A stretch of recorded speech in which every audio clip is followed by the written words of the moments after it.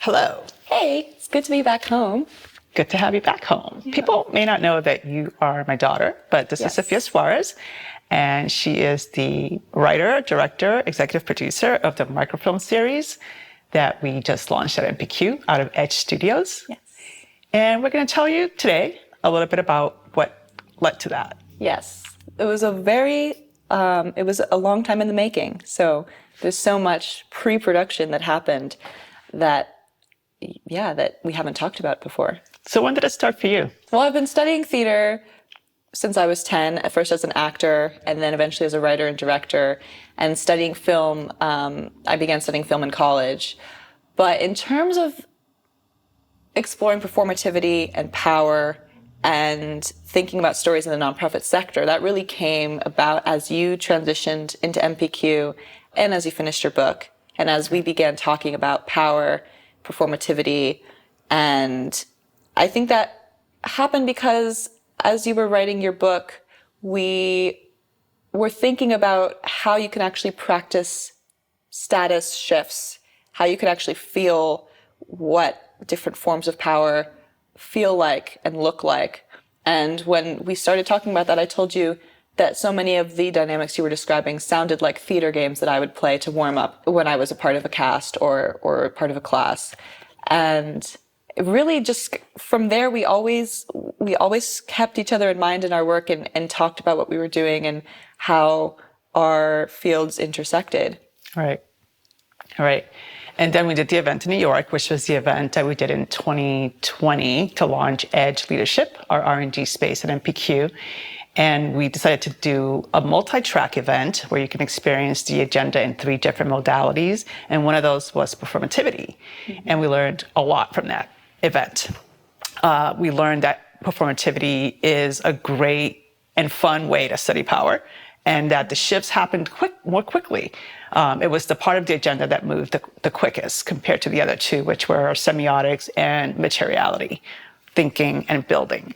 And so we came back after that event and COVID hit, and we were being asked to really create a space to reimagine a lot in the field and in our work. And we started to do fellowships. And one of the fellowships was awarded to you to do a series of microfilms. Yes. And that was kind of like when it officially started. Mm-hmm. Before you started filming, which was like last summer, we spent about 6 months and we held some sessions on Edge Leadership with the 3 ideas for microfilms that we had.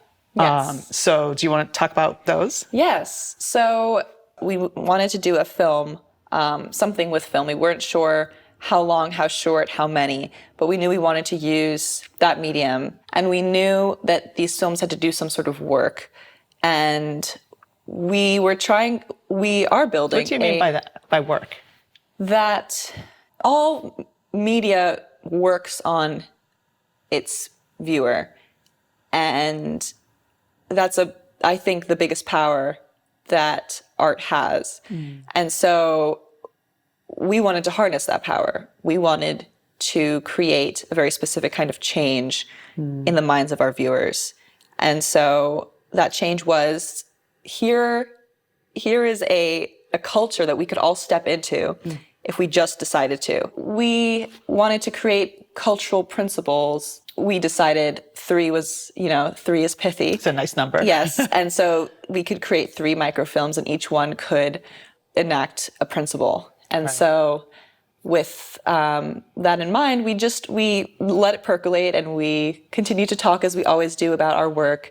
I was finishing up my last year of college, studying theater and film and doing similar work, creating films for my courses. And you were continuing to reimagine MPQ and stepping into your role as editor-in-chief and co-president. And the tenets really came fairly naturally out of conversations that we had when we came up against situations where we thought there has to be a better way. Right. We thought the tenets sort of began to reveal themselves. And the first one was that swinging philanthropy dick is indecent. Right. And I think what you're speaking to is we were using the creative process. We knew that we wouldn't figure it all out. We had a sense of where we wanted to go. It was based on a lot of interactions and data we had gathered previously. And we said, okay, now that we know that, we're going to see what emerges and see what are the 3 tenets or principles that emerge. And so because we do talk, yes, Saphia is one of those key people that I talk to about the work.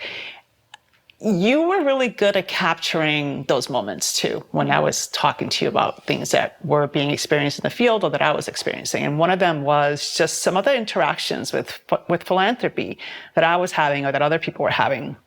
And I remember I had a series of weeks where I probably had one too many, and I called you really upset, describing the latest. And somehow I said in the middle of all this, it's like swinging philanthropy dick, you know?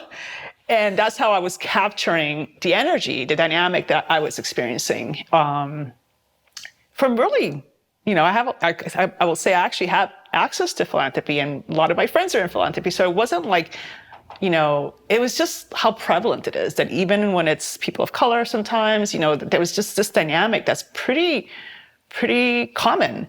And so you picked up that term, and I remember you said, that's the first Yes. one. And then we said, well, what about it? And we kind of kept talking about, well, what do we want to say about that? And then? Yeah, so you said Swinging Philanthropy Dick. That title was just so, you know, it was such a hilarious, I think we laughed for about 5 minutes, and then... Which we didn't realize that satire was a really good medium, and that microfilm and satire together can really do wonders. And I think that was the title, that was the moment where we said, look, this should be satirical comedy. We both love Jordan Peele's work, and I think that was also an inspiration. I mean, that's been an inspiration for me in my work, and I think influenced how we thought about how you can get your message across. Comedy works wonders. And also takes power away by naming it in a certain way. Yes. Yeah. There's something about laughing at something that takes away its power. When you realize just how ridiculous and hilarious something is, it doesn't seem so scary. It doesn't seem so powerful. So we couldn't even remember. We were trying to figure out before we sat down, what story was it? What exact interaction was it that got you to say, oh my gosh, it's like they're swinging philanthropy dick? And there were so many that we thought, is it this one? Is it that one? We couldn't remember the exact conversation because it was such a prevalent theme in the sector, such that when these films were released, everyone who responded to them has said, oh my God, people does that resonate? Knowingly, you know? Like they were like, yes, this is definitely true. Yes. So with Swinging Philanthropy Dick, I took that image. I mean, I just the image of something like that, it was just so funny to me, and I'm a very visual person. And immediately I thought, well, if you're swinging philanthropy dick, that's indecent. That's public indecency. If you expose yourself in public, you'll get arrested. And so in this new culture that we're creating, maybe swinging philanthropy dick is indecent. And maybe that is... it doesn't give you power. It doesn't. Not only does it not give you power, you have to come up against some form of our system of a jury of your peers. But we also wanted to imagine that. What kind of reparations are made when something like that happens? Right. And that got us into our conversation of what will this film really look like? What story best tells its viewers swinging philanthropy dick is indecent, and this is how we deal with it. And that's when we thought of a reparations court. Yeah. And with that idea, I went off and wrote a few drafts of the script. We talked over each one, and eventually we settled on a reparations court in which a funder has been charged with swinging philanthropy dick, and a reparation has to be made to the grantee who was subjected to this indecency.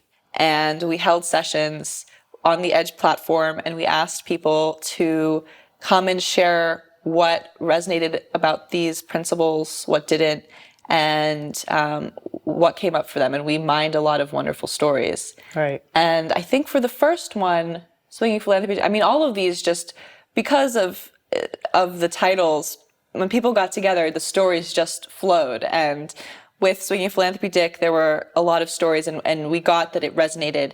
And we wanted to sort of imagine, you know, how do you deal with this, which we didn't quite have a story for yet. So that was a sort of an imaginative process. Well, you had the idea for the reparations trial going in, and then when we asked people other ideas, and then when people basically landed on that the reparations trail was the best way to deal with that one. Yes. And so, so these were, just to share that this resonated and it was vetted and that these stories actually were all true stories. People may think that it's really, I don't know, not true. Or what did the actors ask you when you were filming if this was a caricature? Oh yes. So an actor, the actor who played the funder who was being tried in reparations court, asked how he should play the character. And he said, is this a really satirical sort of archetypal? And I said, no, this is just your average white guy. He really is passionate about his work and he's really committed and he really just truly believes that he knows this grantee's community and her work better than her. And he believes he was acting in good faith. And there's nothing actually satirical about him. It's all true. And the satire really came from, that was a sort of dry humor. I mean, I like playing with that dry humor. And then in the second film, Mediocrity is Not the Standard, again came from conversations we had.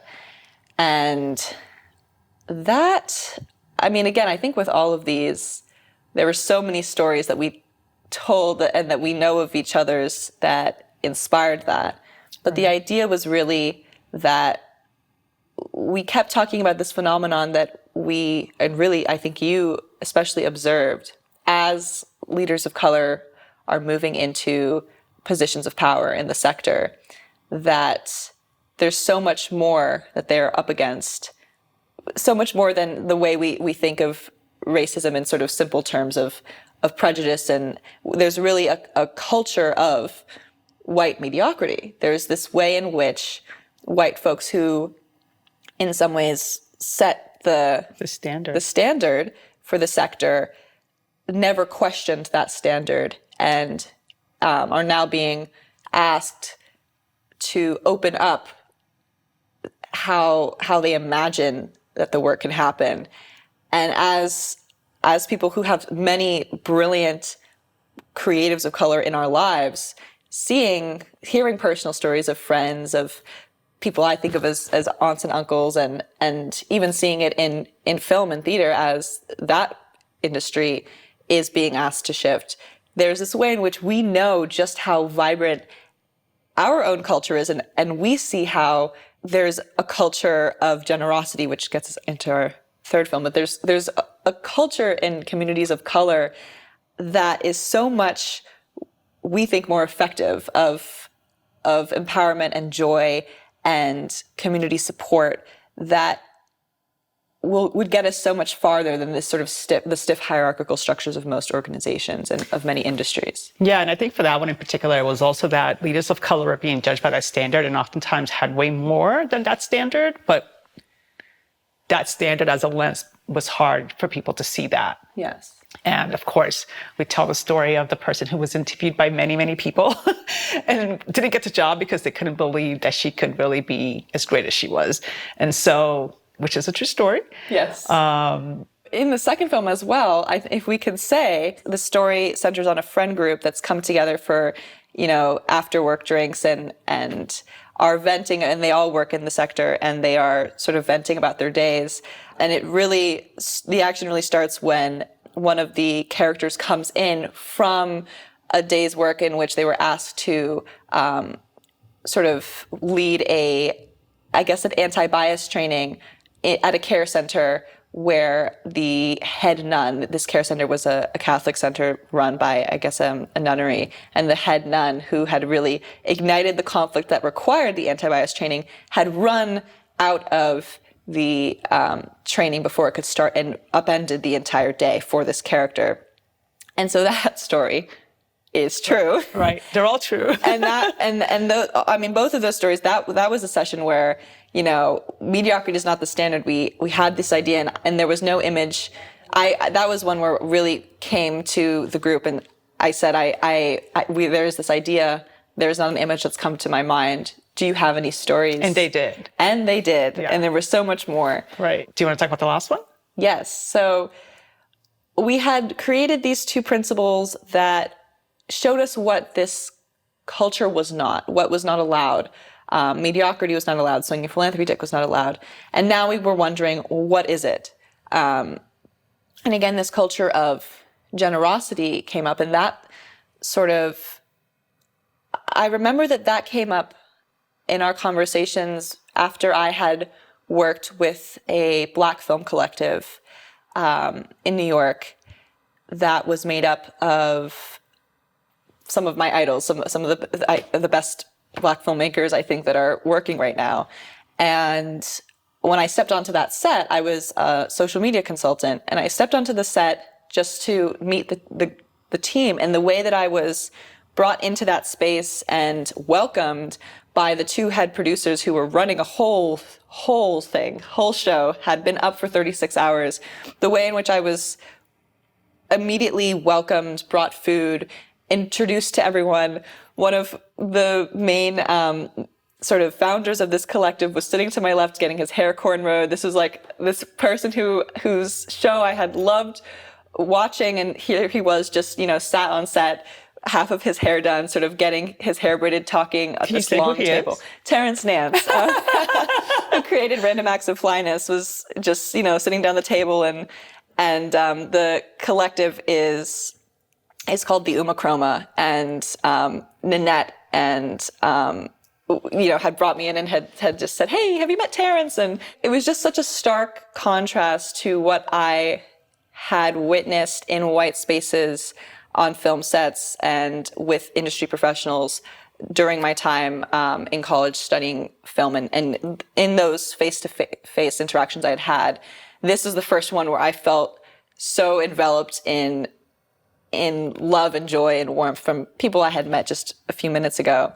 And so there was and their work is brilliant. They are, really at the edge and are creating some of, I think, the best work right now in this Black renaissance that we're seeing. And so the fact that that film set did not have to be sort of cut and dry with a production coordinator and an assistant director that were, driving hard, sort of. It's almost like it wasn't driven by status differences. It wasn't. Even the table that we sat at was just this long table where the producer's assistant was to my left and the producer herself was in front of me, and there was no hierarchy in the room. And again, it was the fact that, the people running the set took the time to come and welcome me, to walk me out as I left. It showed us that culture of generosity that we have in communities of color, that we've experienced in the Black community, can be brought to the work and can make it so much better. The fact that this collective of brilliant minds ran their set this way and created amazing work really, for me, upended the idea that I had been taught in a very white film department, that the production process really had to be to the letter, that everything had to be very mechanical. Yeah, I remember when you came talking to me about that. And I remember you telling me about your experience when you went to meet them. And again, through our conversations, it struck us as a meaningful story to capture, that actually was something important and different that we could offer the sector, that this is a way of thinking about the work and being with each other that's more liberatory, not status oriented. Yes. And I think, again, when we brought that to the space, I think that one we had a lot of fun in that conversation on the Edge platform and that ideating space, thinking about what that generosity fuels innovation and evolution, what that meant and what it could look like as a story. But really, we were pulling fragments out of thin air because I don't think any of us had many experiences to draw from in which we'd experienced that in our work. Right. And so, we could tell that we knew it resonated, but a story didn't really come out clearly from that conversation. And so when I had that experience, it was clear that was the story. That was the story. Yeah. Right.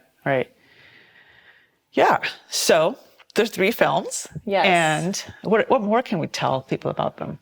I think something else in this process is just that as this resonated, it grew. This fellowship was a micro-fellowship. These were microfilms. And as we saw how much they resonated and we got so much interest, it grew. As we stepped into pre-production, I had moved to New York. I had a network of, people that I knew I could pull for the cast and crew. And it grew in the talent that we were able to bring together. And, the process, I mean, we were thinking during COVID that I would film it here, in my childhood home, in your home, and that it would be fairly, it would be low key. low key. And it grew into so much more. It grew into really a professional set and a really fun process that we learned a lot from. Yeah, that's right. It did grow pretty fast. And you're such an amazing scriptwriter, I have to say. I think your ability, probably from growing up around the work, to capture those moments, to create amazing dialogue that in a very short period of time, because these films are like no longer than 5 minutes each. Yes. To capture all these tenets in those few minutes is amazing. So I think the fact that when you put those scripts out there and the call for a cast and crew, we had such a response, I think was just another continual response from the field that people really wanted this. Yes. And I think, thank you for saying that, but really also we continued to, I think we created the stories before I ever put them down on paper. And so having those conversations with you between script drafts, we would get the story and then I would go. I didn't have to do, again, what I was taught in school of just like sitting in front of the computer and just like, forcing myself to write. It was through our conversations and through our experiences that stories came out that were then very clear in my mind and easy to sort of transcribe onto paper. Yeah, they were so amazing. And so then I remember COVID happened. You're in New York, you're trying to film. And actually, just to back it up a little bit, I remember you put a call out, I think on Instagram for cast and crew, and you called me right away. I think within an hour, you were like, Mom, we're getting all these responses. There's all these people responding. And people with agents, right? So yes, that was pretty wild. Again, when we thought this was going to be small, I put out the call and we had this whole response. And I realized that just from friends and friends of friends networks, from film and theater and actors that I knew, that we had our cast and crew pretty quickly, that we had our choice of cast and crew really. And that everyone was really sort of just assuming that this was a professional level production. And again, that got me thinking about, who's my director of photography, who's on sound, because I had been taught those skills in school, but I had really learned how to do it all myself during COVID, finishing my studies, but I had not thought that we would really just get a full-fledged crew in particular, and that we would get so many actors interested that we'd have to make some tough decisions. Right. So I remember that's actually part of how it kept growing. So you called me and said, well, now we have a professional cast and crew. Can we pay them? Yes. Right. And I said, well, it's COVID and we've been trying to figure out how to support arts. So yes, of course. So then we gave another grant to actually pay all the cast and crew for their time. And that made it even more official. Yes, absolutely. I think with my actor friends of color, in college, we mostly in theater, the scripts we were most excited about were the scripts that were telling stories about our communities, that were telling stories that were complex as they related and dealt with race and class and status. And to have films of that nature too was exciting to people. And a lot of those friends, as they're making their way in New York, they're doing a lot of auditions and they're auditioning for Snickers commercials and they're auditioning for they're doing commercial work, and you don't always get to choose what kind of stories you get to tell. So I think the nature of the work definitely, and the stories, excited people. Which reminds me, this is the typical way of doing it, right? Working your way up, which is something that you originally thought about doing when you were graduating. You were like, I'm going to move to LA and work my way up. And I said, well, no, let's just do it, right? So it was also pretty unusual to have someone as young as you doing this kind of work. Yes. And I think maybe that was why, when people responded and they asked, what is the compensation and what, I really stepped into a producer role that I had not been in before. I had always been the writer, director, actor, not often all at once, but one of those three roles. And because we still it was still a micro budget. Well, what's the budget? Do we want to share it? Yes, the budget was originally $10,000. It did have to be stretched to $13,000, but that's considered a micro budget for a film process because filming is so expensive. Right. And so, because of the fact that I was making this call and I was filming in New York, I think there was an assumption maybe that I had producer experience. as I was leading this project. And I was really learning from the members of the casting crew and from my mentors in college as I designed that process. And it was also all very fast. We wanted to finish it by the end of 2021, which did not happen because Omicron hit and we had to postpone our filming. But yes, I was taught that I should, that the best way to go about breaking into the industry, especially as a writer or director or producer, was to go and work at a talent agency in LA, work my way up, get on an agent's desk, find my connections, and get up the ladder. But I had spent the last year or so learning how to run a small set by myself because of COVID restrictions, and I had so many talented friends. And some of those friends were just making their own work, and it was really beautiful, and that was inspiring as well. And I thought, a micro budget, talented friends, I can start doing this work now. I don't have to wait for somebody else's permission, somebody else's budget. Running the set and this process, I learned so much about what you need to create films. What you need if you're creating the structure yourself and you're not working with a studio or a production company. There's so much. From finding a studio set in New York. Yes, the thing I learned is that if I were to do it again, when I do it again, someone else will produce. What I learned is that you really need people you trust. You really need a great producer, great production coordinator, and that when you're directing, you should really just be directing. So I think next time around, I will bring a producer in from the beginning. At the beginning, again, we weren't thinking it would be so big, but a producer and people that trust and work well with. This was a really fun team, and I think we worked really well together, especially given how spontaneous it was. And so seeing just how much easier that makes it made me realize, once you find the people that you want to work with, there's a reason why creative teams stick together. So what's next? A lot is next. I think the response that we got from this series has propelled our thinking about what we can do in the future. So we're ideating about a studio, Edge Studios, and what it would look like to have a creative space really dedicated to filmmaking and continuing to create films that really do change work and continue to reimagine how we interact in not just in the nonprofit sector, but how we interact in our world and what we are hoping to create as we think about how to reorganize ourselves as a society. Keep an eye out. There is more to come, and there will be ways to follow Edge Studios in particular and this work as it develops. We hope to see you very soon.